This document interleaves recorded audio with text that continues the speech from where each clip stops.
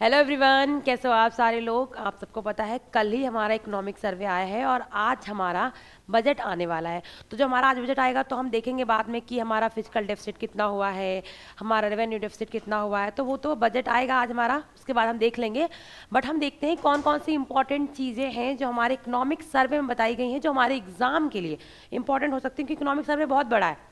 बड़ी अच्छी सी बात बताई जाती है इकोनॉमिक सर्वे में। आपको पता है जब हमारा बजट आने वाला हो तो उससे पहले राष्ट्रपति जी एक वो अभिभाषण भी देते हैं जिसमें बताते हैं कि वो कौन कौन सी योजनाएं लेके आने वाली हैं, सरकार किस किस योजनाओं पे काम करने वाली है। तो देखते हैं भाई हमारे इकोनॉमिक सर्वे में जो आया है हमारा कल इकोनॉमिक सर्वे, तो कौन कौन सी इंपॉर्टेंट चीज़ें बताई गई हैं, क्या क्या बताएगा, कितना हमारा जीडीपी में ग्रोथ हुआ है, कितना हमारे में एफडीआई आया है, वो सब कुछ देखते हैं। ठीक है, तो देखते क्या है। अब हम देख रहे हैं भाई, देखो हमारा क्या आया है। ठीक है, एक सेकेंड। हाँ देखो, तो देखो अगर हम बात करते हैं इकोनॉमिक सर्वे की, तो इकोनॉमिक सर्वे होता है हमारा जो वो एक दिन बजट से एक दिन पहले आता है। तो अगर हम बात करें इकोनॉमिक सर्वे, पहला इकोनॉमिक सर्वे कब आया था ये देख लो। पहला अगर हम बात करें पहला इकोनॉमिक सर्वे कब आया है, वो 1950 से 1951 के बीच में है। ठीक है, ये एक साल ऐसे हम लिखते हैं ना, कब आया है 1950 से 1951 में बीच में आया है। इसके बाद एक प्रोविज़न आया था, एक प्रोविज़न आया, वो प्रोविज़न आया 1964 में। इस प्रोविज़न में बताया गया जो आपका इकोनॉमिक सर्वे है वो बजट से एक दिन पहले आएगा। जो आपका इकोनॉमिक सर्वे है वो हमारे बजट से एक दिन पहले आएगा। ठीक है, तो आज हमारा बजट आने वाला है, तो बजट से एक दिन पहले क्या है, एक दिन पहले क्या आया है, वो आपका इकोनॉमिक सर्वे आया है। ठीक है, तो याद रखना पहला कब आया ये। आप देखो कैसे आता है इकोनॉमिक सर्वे। क्या होता है इकोनॉमिक सर्वे, आपको ये बताता है कि अभी जो इकोनॉमिक सर्वे आया है इस साल वो आया है 2024 और 2025 का। ठीक है, तो अभी आप देख रहे हो कि इकोनॉमिक सर्वे में क्या लिख के आ रहा है, 2024 और 2025 बताता है कि 2024 में हमने क्या क्या ग्रोथ की है। देखो 2024 निकल चुका, 2025 आने वाला है, तो 2024-25 का बताया गया है कि 2024 में इकोनॉमिक सर्वे में कि हमने जीडीपी में क्या ग्रोथ की है, एफडीआई में क्या ग्रोथ किया है। तो ये बताता है 2024 की ग्रोथ के बारे में। ठीक है, तो बजट जो आता है जो आएगा वो आएगा 25 और 26 का, कि हमारा 25 में कितना खर्चा होने वाला है। बट इकोनॉमिक्स में ये बताता है कि हमारा 24 में कितना ग्रोथ हुआ है उसके बारे में। इसलिए यहाँ पे याद रखना जो इकोनॉमिक सर्वे होता है वो ऐसे आएगी, 2024 और 25 का इकोनॉमिक सर्वे में आया है। यहाँ पे 2024 में जो जो ग्रोथ हुई है वो बताएंगे हमारे 2024 की यहाँ पे। ठीक है, 2025 के इकोनॉमिक सर्वे में। तो हम बाद में क्या करते हैं ये देखते हैं कि हमने बता दिया 2024 में कितनी ग्रोथ हुई थी। आगे हम देखेंगे 25 में हम कैसे कैसे काम करेंगे, तो 25 में हम किस तरीके से काम करेंगे, क्या क्या आगे स्ट्रैटेजी अपनाएंगे, वो बात करेंगे हम 25 में। तो ये भी याद रखना आपको कि जो इकोनॉमिक सर्वे होता है वो 2024 और 25 का है। जो बजट आता है वो एक साल पहले का आता है, क्योंकि वो बताते हैं कि हमारा खर्चा कितना होगा 25 में, और ये क्या है ये बताते हैं कि हमारी ग्रोथ कितनी हुई थी 24 में। क्लियर हुआ, पहला कब आया ये हमने देख लिया। अब देखो जब इकोनॉमिक सर्वे की बात करते हैं हम इकोनॉमिक सर्वे की, तो इकोनॉमिक सर्वे ना दो चीज़ों पे बात करता है। एक क्या करता है देखो, एक तो बात करता है हमारे मैक्रो लेवल पे, किस पे बात करता है, मैक्रो लेवल पे बात करता है, जहाँ पे हम देश के बारे में बताते हैं, पूरे देश के बारे में कि देश का जीडीपी रेट कितना रहा है, इन्फ्लेशन में क्या इम्पैक्ट पड़ा है, हमारा अनएम्प्लॉयमेंट रेट कितना कम हुआ है, पावर्टी कितनी कम हुई है, ये सारी चीज़ें हम यहाँ पे देखते हैं। ये सब चीज़ें हम कहाँ पे देखते हैं, ये हम देखते हैं मैक्रो में। तो आपको पता है दो तरह की इकोनॉमिक्स भी होती है, मैक्रो इकोनॉमिक्स और मैक्रो। तो मैक्रो में हम क्या देखते हैं, बड़े लेवल पे बात करते हैं, देश की बात करें। तो यहाँ पे हमने क्या देखा कि हम इसमें ये देखेंगे जीडीपी में क्या है, इन्फ्लेशन, अनएम्प्लॉयमेंट एंड पावर्टी। यहाँ पे देखते हैं सोसाइटी के अंदर क्या हो रहा है, मतलब क्या है सोशियो इकोनॉमिक कंडीशन के बारे में देख रहे थे। यहाँ पे हम क्या देख रहे हैं, सोशियो इकोनॉमिक कंडीशन के बारे में हम देखते हैं, इकोनॉमिक कंडीशंस के बारे में यहाँ पे देखते हैं सोसाइटी में क्या चल रहा है, कैसी कंडीशन, वो चीज़। ठीक है, आप देखो अगर हम बात करते हैं कि जो इकोनॉमिक सर्वे होता है उसे प्रेजेंट कौन करता है या फिर उसे प्रिपेयर कौन करता है, तो पहले हम देखते हैं इसे बनाता कौन है। तो जो हमारा इकोनॉमिक सर्वे है उसे प्रिपेयर जो करती है वो कौन करती है, वो याद रखना डिपार्टमेंट ऑफ इकोनॉमिक अफेयर। याद रखना कौन करती है, डिपार्टमेंट ऑफ इकोनॉमिक अफेयर जो है वो इसे क्या करती है, वो इसे प्रिपेयर करती है। इसी के अंदर आते हैं चीफ इकोनॉमिक एडवाइजर। कौन आते हैं, चीफ इकोनॉमिक एडवाइजर। यहीं पे क्या होते हैं, चीफ इकोनॉमिक एडवाइजर आते हैं। किसी को बताएगा इनका नाम क्या है, उनका नाम क्या है, वो है आपके वी अनंता जी। क्या नाम है इनका, ये है वी अनंता। ये भी नाम आपको याद रखना, अनंता। ठीक है, ये कौन है, ये इनका नाम क्या है, वी अनंता क्या है, ये इनका नाम है। क्लियर हुआ, ये तो हो गया, ये प्रिपेयर करते हैं, ये बनाते हैं। प्रेजेंट कौन करता है, मतलब ये प्रेजेंट जो कौन करेंगे, ये करेंगे हमारे देश की वित्त मंत्रालय के द्वारा, मतलब कौन करेंगे, फिनांस मिनिस्टर। कौन करेंगे, ये करेंगे फिनांस मिनिस्टर। और जो इस टाइम कौन है फिनांस मिनिस्टर अभी कौन है, वो है निर्मला सीतारमन जी। क्या नाम है इनका, निर्मला सीतारमन जी इनका नाम है, ठीक है। चलो ये तो हमने देख लिया। प्रेजेंट कौन करता है, प्रिपेयर कौन करता है। प्रिपेयर कौन करता है, department of economic affair, chief economic adviser बनाते हैं। प्रेजेंट कौन करता है, फिनांस मिनिस्ट्री, जो इस टाइम कौन है, निर्मला सीतारमन जी। आप देखते हैं इस बार का जो हमारा इकोनॉमिक सर्वे है उसमें क्या क्या इंपॉर्टेंट पॉइंट्स को बोला गया है, ठीक है। क्या क्या इंपॉर्टेंट, देखो बहुत बड़ा इकोनॉमिक सर्वे आया है, 200-300 पेजेस का होता है, बट हमारे लिए जो पॉइंट का है हमारे एग्जाम के लिए वो हम देखते हैं। इन्होंने क्या बोला है, हमारे लिए बजट बहुत इंपॉर्टेंट होगा, जैसे बजट आएगा हम अच्छी क्लास लेंगे बजट पे। देखो यहाँ इन्होंने बोला है कि जीडीपी ग्रोथ हुई है। पहला पॉइंट इन्होंने क्या बोला है कि हमारी जीडीपी में ग्रोथ हुआ है। 2025 में हमारी जीडीपी में क्या हुआ है, बहुत ज़्यादा ग्रोथ हुआ। 2015 से अगर हम बात करें, 2015 से लगा के 2024 तक, तो हमारी जीडीपी में क्या हुआ, जीडीपी में बहुत ग्रोथ हुआ है। 6.3 से लगा के 6.8% का क्या हुआ है, जीडीपी में ग्रोथ हुआ है। क्लियर हुआ। तो इन्होंने बोला है कि क्या हुआ है, हमारी जीडीपी में ग्रोथ हुआ है। दूसरा इन्होंने क्या बोला है, दूसरा इन्होंने ये बोला है कि जो जीएसटी कलेक्शन है, जीएसटी मतलब क्या होता है, goods and service taxes, indirect tax होता है, इसका जो कलेक्शन हुआ है ये भी क्या हुआ है, ये भी हमारा इंक्रीज हुआ है। ये भी कितना हुआ है, ये भी हमारा इंक्रीज हुआ है, ये इनडायरेक्ट है। और जो कितना हुआ है ये भी हमारा इंक्रीज हुआ है, ठीक है। जीएसटी कलेक्शन में जो है वो हमारा इंक्रीज हुआ, मतलब अच्छी अच्छी बातें बोली जाती है यहाँ पे। ग्रोथ बता तो रहे हैं कि 2024 में हमने क्या क्या किया है वो हम यहाँ बताएंगे। पावर्टी जो है उसे कम किया है, मतलब पावर्टी जो है, जो गरीबी थी उससे हमने कम किया। गरीबी को क्या किया गया है, गरीबी को कम किया गया।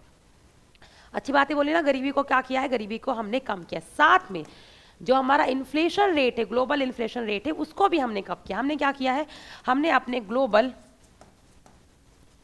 इन्फ्लेशन रेट को भी क्या किया है, ग्लोबल इन्फ्लेशन रेट को भी हमने क्या किया है, वो भी हमने कंट्रोल में है, और इसे भी हमने क्या किया है, कंट्रोल किया है। तो इन्होंने बोला कि हमने क्या किया है, ग्लोबल इन्फ्लेशन रेट को भी कंट्रोल किया, ये भी इन्होंने बोला। साथ में इन्होंने क्या बोला है, इन्होंने बोला है कि हमने अनएम्प्लॉयमेंट रेट को भी कम किया है। क्या किया है इन्होंने, अनएम्प्लॉयमेंट रेट को क्या किया है, कम किया है, मतलब जो बेरोजगारी दर है उसे कम किया है। साथ में इन्होंने बोला है कि इन्होंने 80 लाख, क्या बोला, अच्छी बात सुन लो, 80 लाख जो बेरोजगार लोग हैं उनको क्या मिलेगी, नौकरी मिलेगी। मतलब आप लोग जिनको नौकरी नहीं मिल रही है उनको क्या मिलने वाली है, अब नौकरी मिलने वाली है 80 लाख हर साल, हर साल मिलेगी। जरा सोचो, हर साल। समझ नहीं आ रहा कि नौकरियां किस इंसान को मिली है और किसको मिलने वाली है ना। तो इन्होंने बोला है 80 साल की आपको क्या मिली, नौकरी मिली। इन्होंने एक चीज़ बोला, एफडीआई को लेकर क्या बात करी, इन्होंने बोला है फॉरेन डायरेक्ट इन्वेस्टमेंट को लेकर कौन सी बात की, फॉरेन डायरेक्ट, अगर हम इन्वेस्टमेंट की बात करें तो इन्होंने फॉरेन डायरेक्ट इन्वेस्टमेंट को लेकर कौन सी बात करी वो भी देख लो। तो इन्होंने बोला है एफडीआई जो है वो मतलब कम भी नहीं हुआ है और बहुत ज़्यादा बढ़ा भी नहीं है। तो इन्होंने बोला इन्फ्लेशन जो हमारा एफडीआई है वो और आना चाहिए, तो उसके लिए क्या करना पड़ेगा, प्राइवेट जो सेक्टर है, जो क्या है आपका प्राइवेट सेक्टर है, हमें प्राइवेट सेक्टर को बढ़ाना होगा। प्राइवेट सेक्टर को जो बाहर का इन्वेस्टमेंट है उसे इंकरेज करना होगा ताकि वो इंडिया में इन्वेस्टमेंट करे। प्राइवेट सेक्टर के इन्वेस्टमेंट को बढ़ाना पड़ेगा, जिससे क्या होगा, जिससे हमारा एफडीआई हमारा बढ़ेगा। बट अभी हमारा एफडीआई कैसा है, वो ओके ठीक है, ना कम है ना ज़्यादा, ठीक है। तीसरा इन्होंने पॉइंट क्या बोला एफडीआई को लेकर, देखो और बाकी इन्होंने क्या क्या पॉइंट बोला वो अभी देख लेते हैं हम। इन्होंने ये भी बोला है कि जो हमारी ग्रोथ हुई है ना, ग्रोथ जो हमारा ग्रोथ हुई है वो भी ग्रोथ रेट है, वो भी हमारा क्या हुआ है, वो भी हमारा इंक्रीज हुआ है। ग्रोथ रेट भी हमारा क्या हुआ है, ग्रोथ रेट भी हमारा इंक्रीज हुआ है। क्लियर हुआ, ग्रोथ रेट भी इन्होंने क्या किया है, बोला है कि वो भी हमारा इंक्रीज हुआ है। बाकी इन्होंने क्या बोला है कि हमें क्या करना है, हमें ईज ऑफ डूइंग बिजनेस जो होता है, ease of doing business, ease of doing business, इसका कौन सा संस्करण होगा, 2.2, इसको हमें बढ़ाना है ताकि क्या हो, ताकि हमारे वहाँ इन्वेस्टमेंट और बढ़ सके, ताकि क्या हो, ताकि इन्वेस्टमेंट को और बढ़ा सके। अगर हम यूज ऑफ डूइंग बिजनेस की बात करें तो ये वर्ल्ड बैंक की एक रिपोर्ट थी, वर्ल्ड बैंक के द्वारा ये किया जाता था। इंडिया में बोला गया कि हमें ईज ऑफ डूइंग बिजनेस 2.0 को और इंक्रीज करना है ताकि इन्वेस्टमेंट हमारे वहाँ और आ सके, और क्या हो सके, हमारे वहाँ इन्वेस्टमेंट और आ सके। इन्होंने और क्या बोला है, और पॉइंट ये बोले कि इन्होंने अर्बन को तो किया ही किया है, साथ में रूरल में बहुत काम किया, मतलब गाँव में भी इन्होंने बहुत काम किया है, गाँव में भी इन्होंने सस्टेनेबिलिटी बनाने की कोशिश की है, ठीक है। आप देखो इन्होंने और बाकी पॉइंट देखो, और इन्होंने क्या क्या बोला, इन्होंने बोला है कि आपका मेंटल हेल्थ होना अच्छा बहुत जरूरी। इन्होंने क्या बोला, इन्होंने बोला है मेंटल हेल्थ बहुत जरूरी है। एक अच्छी सी बात बोली गई है मेंटल हेल्थ को लेके।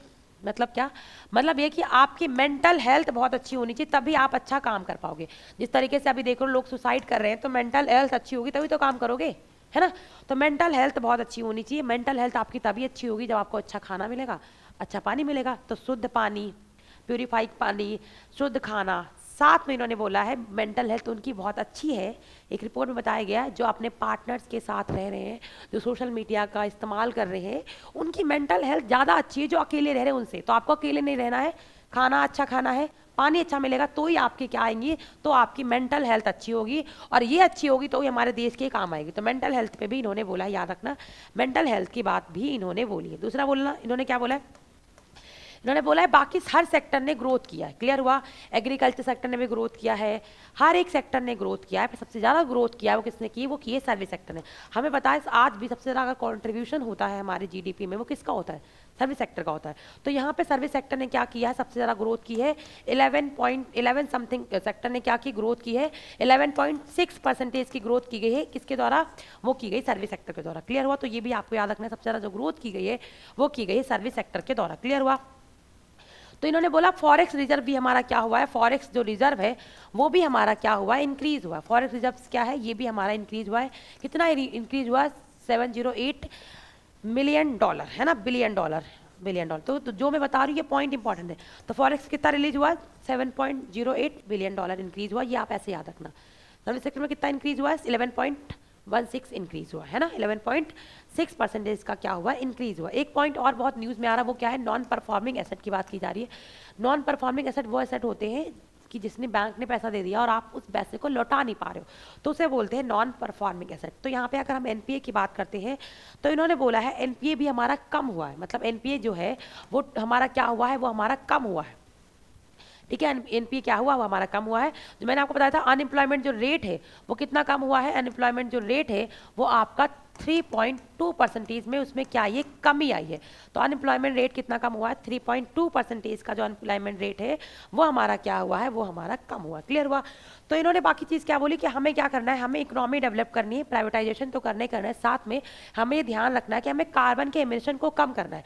तो अगर हम बात करें कार्बन के एमिशन को, तो हमारा टारगेट क्या था कार्बन के एमिशन को कम करने का, हमने क्या बोला था 2070 तक हम कार्बन के एमिशन को कम करेंगे। ठीक है, यही हमारा टारगेट है ना, 2070 तक हम कार्बन के एमिशन को कम करेंगे, ये हमारा टारगेट है।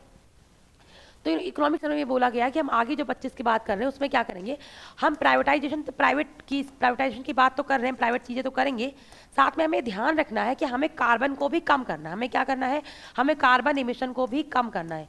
ठीक है, हमें इकोनॉमिक ग्रोथ के साथ साथ कार्बन इमिशन को भी कम करना है, ये वाली बात इन्होंने बोली, ताकि जो हमारा एक टारगेट है 2070 तक वो हम क्या कर सके, वो हम अचीव कर सकें। क्लियर हुआ। तो ये तो हमने देखा क्या, ये हमने देखा इंपॉर्टेंट पॉइंट जो इस बार इकोनॉमिक सर्वे में बोले गए। ठीक है, तो इकोनॉमिक सर्वे में यही इंपॉर्टेंट पॉइंट्स थे जो बोले गए हैं।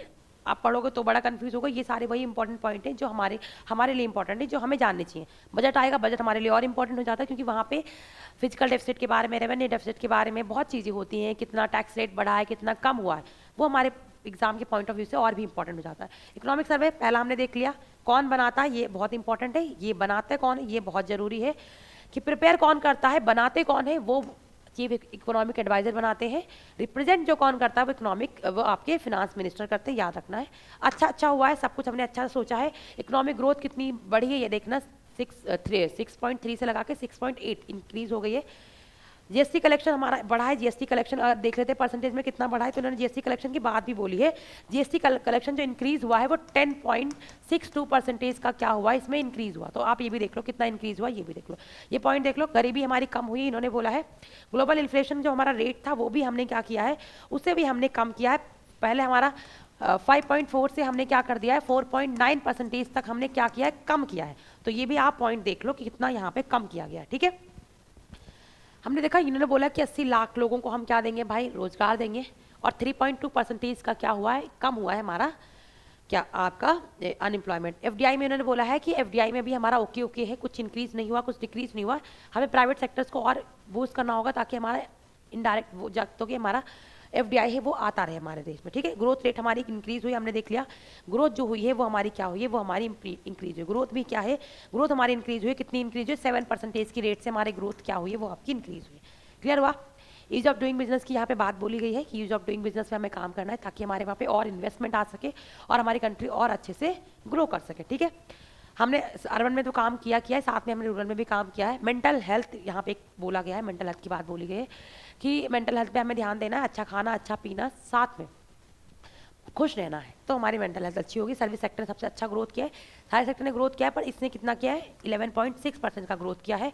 फॉरेस्ट रिजर्व की बात करें तो $708 बिलियन हमारे पास फॉरेस्ट रिजर्व इंक्रीज बढ़ा है हमारे पास है अभी। एनपीए हमारा कम हुआ है, कितना कम हुआ ये उन्होंने बताया नहीं। अनएम्प्लॉयमेंट रेट जो है 3.2% के हिसाब से कम हुआ है 2024 में। और ग्लोबल मिशन के बाद ये हमारा टारगेट है, और हमें क्या करना है, हमें प्राइवेटाइजेशन तो करना है, साथ में क्या करना है, साथ में करना हमें कार्बन को भी, एमिशन को हमें कम करना है, ठीक है। तो ये थे कुछ इंपॉर्टेंट पॉइंट इकोनॉमिक सर्वे के लिए, इतना इंपॉर्टेंट है आपके पॉइंट इकोनॉमिक सर्वे के लिए। बजट आएगा, बजट में हम पढ़ेंगे बहुत अच्छे से। आज है बजट आपका, आज इकोनॉमिक सर्वे कल आ गया, बजट आ जाएगा आपका आज। तो जैसे बजट आएगा फिर हम देखेंगे बजट में क्या क्या है जो हमारे एग्जाम के लिए बहुत इंपॉर्टेंट होगा, ठीक है। तो आप लोग अपना बहुत अच्छे से ख्याल रखो, इसे याद भी रखना, और पढ़ेंगे बजट बहुत जल्दी। तब तक के लिए bye bye, take care, thank you so much.